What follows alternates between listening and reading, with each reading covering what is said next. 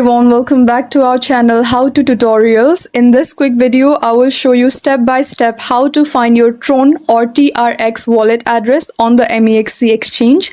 So yes, without any further ado, let's jump right in. First, open the MEXC app on your phone and make sure you are logged in. Now tap on the wallets at the bottom menu. Now choose Deposit Now. And here tap on On-Chain Deposit.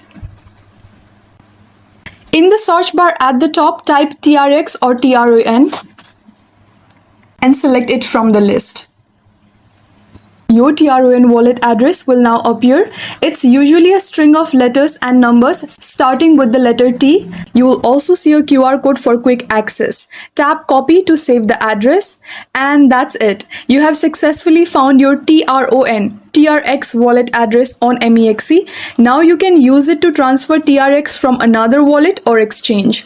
Don't forget to double check the address before sending any crypto. If this video helped you out, give it a like and subscribe for more quick guides. Thank you for watching, and I will see you in the next one.